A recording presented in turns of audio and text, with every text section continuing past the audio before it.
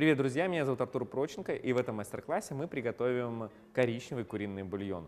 Да, этот бульон может использоваться как самостоятельное блюдо, да, и в следующем мастер-классе мы будем использовать его для приготовления консомме. Для приготовления коричневого бульона нам потребуется 1,5 килограмма крыльев, 70 грамм сухого молока, букет гарни или саше-де-пис. О приготовлении этих ароматных смесей смотрите в предыдущих видео. И смесь овощная мирпоа. Для нее необходимо 100 грамм сельдерея, 200 грамм лука и 100 грамм моркови. Предварительно разогреваю духовку до 220 градусов, да, после чего выкладываю крылья на противень и посыпаю их сухим молоком.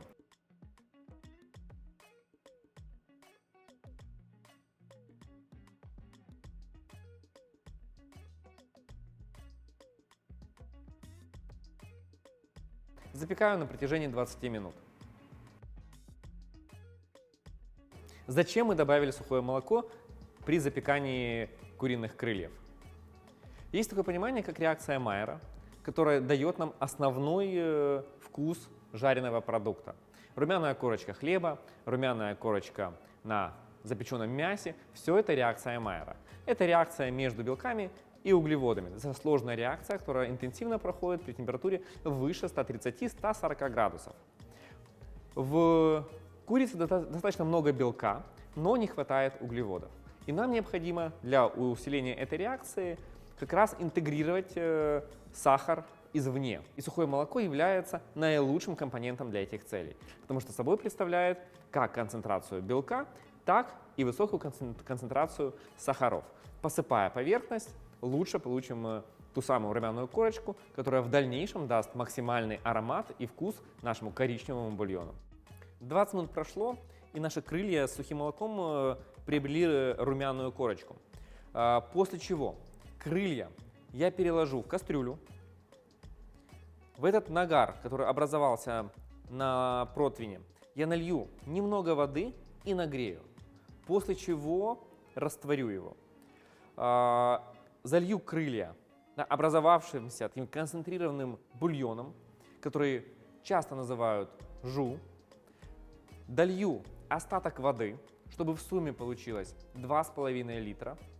Доведу медленно до кипения и сниму также весь шум, да, или в простонародье пенку. Добавлю овощи мирпоа, да, состоящие из одной части, напомню, сельдерея, 2 частей лука и 1 части моркови. И буду варить на протяжении 2 часов. После чего добавлю пряные смеси в виде саше-де-пис либо гарни и доварю еще 1 час при медленном кипении. В этом случае важно использовать именно холодную воду. Да, я в воду добавляю немножко льда, чтобы максимально ее охладить. Таким образом, я получу максимально насыщенную экстракцию из куриных костей, да, и куриного мяса именно в бульон.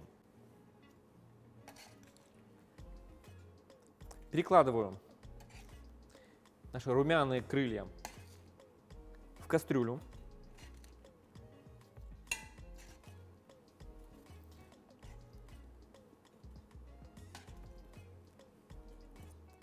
Пока что отставляю.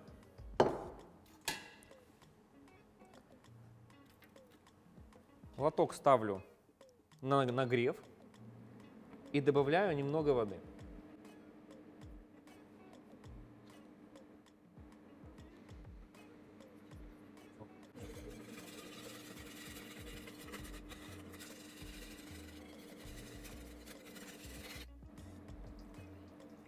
Переливаю полученный концентрат, да, куриного вкуса в бульон. Я процеживаю, чтобы весь этот жмых не попал внутрь бульона. И заливаю остаток ледяной воды.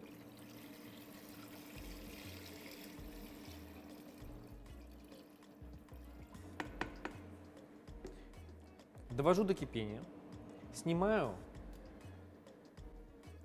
весь шум, добавляю овощи накрываю пергаментом и варю на минимальном нагреве на протяжении 2 часов. После чего добавляю ароматную смесь в виде саши-де-пис либо гарни и варю еще 1 час.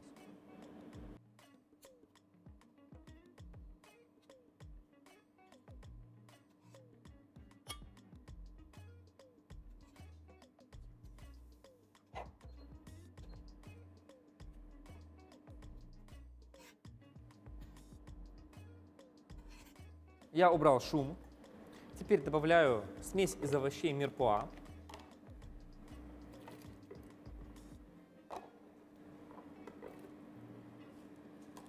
И накрываю картушем. Как подготовить картуш для бульонов и зачем он нужен, и чем картуш лучше, чем в классическом представлении крышка, смотрите видео по приготовлению светлого куриного бульона. Бульон уже варится 2 часа. И спустя 2 часа необходимо добавить саши-де-пис.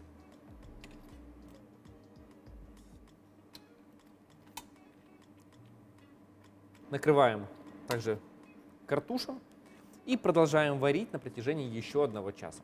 Спустя 3 часа наш коричневый куриный бульон уже готов, и теперь необходимо его процедить. Для этого я буду использовать специальный конический дуршлаг Calandre, да, и фильтр. Поехали!